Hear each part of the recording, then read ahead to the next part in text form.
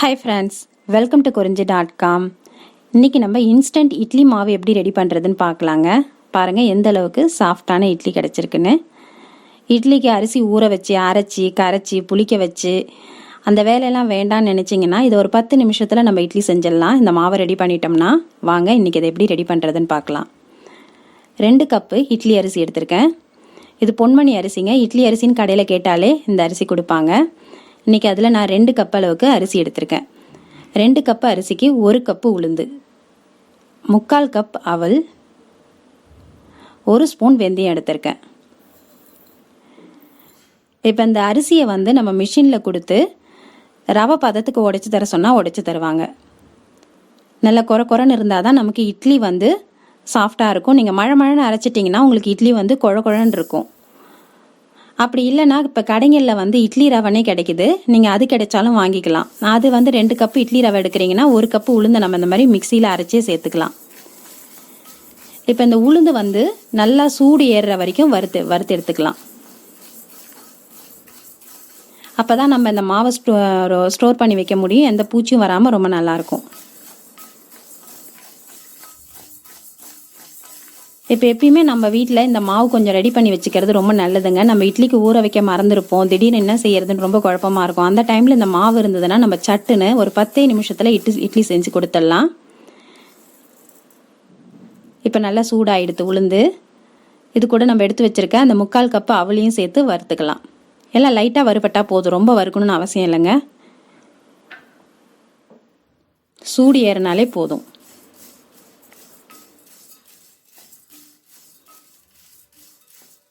இது நம்ம ஃப்ரெஷ்ஷாக மாவு அரைச்சி ஊற்றுற இட்லி அந்த அளவுக்கு இல்லாட்டி போனாலும் ஹோட்டல் இட்லியை விடவே நல்லா இருக்குங்க இது.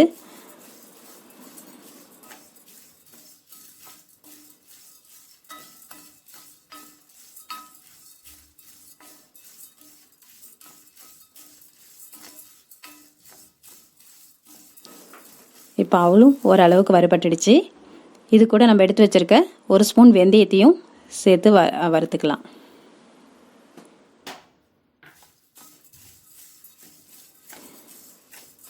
இந்த இட்லிக்கு நம்ம நல்ல ஒரு காரமான சட்னி ரெடி பண்ணிட்டா போதுங்க. அவ்வளோ நல்லாயிருக்கும் இந்த இட்லி. நீங்கள் அரிசி மட்டும் அரைக்கும் போது குறன்னு அரைச்சிக்கணும். மழைன்னு அரைக்கக்கூடாது. மழைன்னு இருந்தால் உங்களுக்கு இட்லி நல்லா இருக்காது. ஆனால் குறன்னு இருக்கணும். இருந்ததுன்னா உங்களுக்கு இட்லி நல்லாவே இருக்கும். இப்போ இதை நல்லா ஆற வச்சு மிக்சியில் பவுட்ரு பண்ணிக்கலாம். இது நல்லா நைஸாக பவுட்ரு பண்ணணுங்க. உங்களுக்கு ஒரு தடவை மிக்சியில் ஓட்டி பவுட்ரு ஆகலைன்னா நல்லா சலிச்சிட்டு இன்னொரு தடவையும் பவுட்ரு பண்ணி எடுத்துக்குங்க. நல்லா ஆறி எடுத்து நம்ம மிக்சியில் பவுட்ரு பண்ணிடலாம்.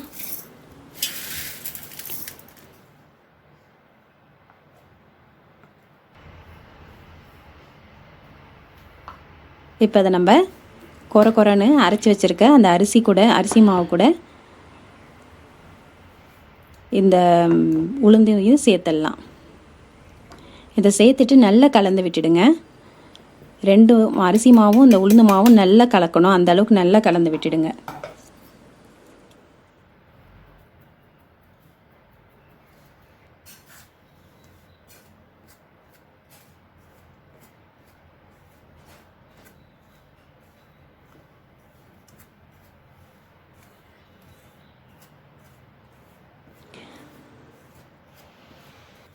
இப்போ இந்த அளவுக்கு நல்லா கலந்துட்டு நல்லா ஒரு ஏர்டைட் கண்டெய்னரில் ஸ்டோர் பண்ணிவிட்டு நீங்கள் 1-1.5 மாதம் வரைக்கும் கூட இந்த மாவை வெளியே வச்சுருக்கலாம். கெட்டு போகாது. அதுக்கு மேலே நீங்கள் வச்சுருந்தீங்கன்னா ஃப்ரிட்ஜில் வச்சுக்கோங்க. உங்களுக்கு 6 மாதம் வரைக்கும் இந்த மாவு நல்லாயிருக்கும்.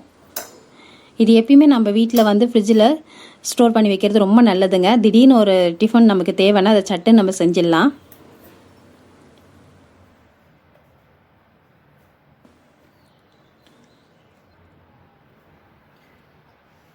இப்போ நமக்கு எப்போ இட்லி தேவையோ அப்போ நம்ம இதுலேருந்து மாவு கலந்து எடுத்துக்கலாம். நான் இன்றைக்கி இந்த கரண்டியால் ஒரு 4 கரண்டி அளவுக்கு மாவு எடுக்கேன்.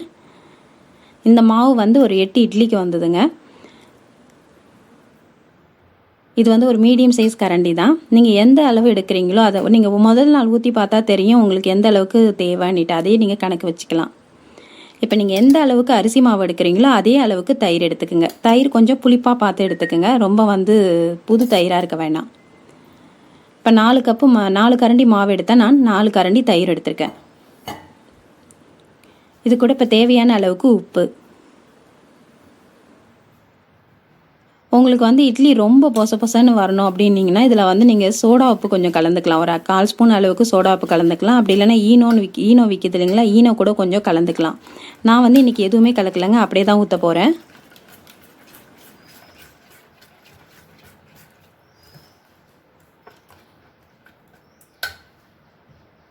இப்போ இது கூட தண்ணி சேர்த்து நமக்கு இட்லி மாவு பதத்துக்கு கரைச்சிடலாம்.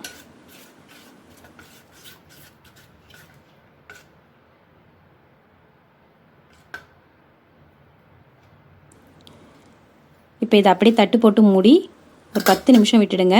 இந்த மாவு நல்லா வந்து நமக்கு ரெடி ஆகிடும். 10 நிமிஷம் ஆயிடுச்சு.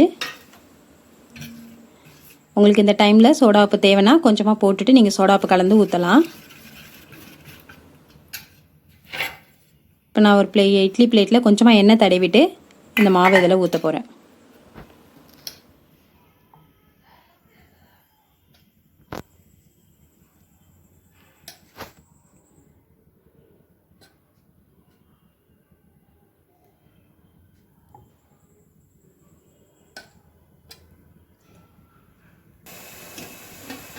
இது நல்லா தண்ணி கொதிக்கிற இட்லி பாத்திரத்தில் வச்சு ஒரு 3 நிமிஷம் வேக விட்டுடுங்க. நல்லா வெந்துடும்.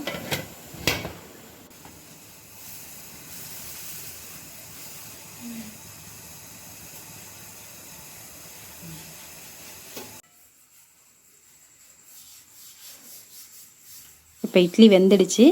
நம்ம வேறு பிளேட்டுக்கு எடுத்துக்கலாம். இந்த இட்லியை வந்து நீங்கள் சூடாக இருக்கும் போதே சர்வ் பண்ணிடணுங்க. நல்ல காரமான சட்னி கூட சர்வ் பண்ணும்போது அவ்வளோ நல்லாயிருக்கும் இந்த இட்லி. நீங்களும் உங்கள் வீட்டில் இந்த ரெசிபியை செஞ்சு பாருங்கள். செஞ்சு பார்த்துட்டு எப்படி இருந்ததுன்னு சொல்லிவிட்டு உங்கள் கமெண்ட் பாக்ஸில் சொல்லுங்கள். இந்த வீடியோ உங்களுக்கு பிடிச்சிருந்தா லைக் பண்ணுங்கள், ஷேர் பண்ணுங்கள், சப்ஸ்கிரைப் பண்ணுங்கள். உங்கள் ஃப்ரெண்ட்ஸ் அண்ட் ரிலேட்டிவ்ஸோட இந்த வீடியோவை ஷேர் பண்ணிக்கோங்க. நன்றி, வணக்கம்.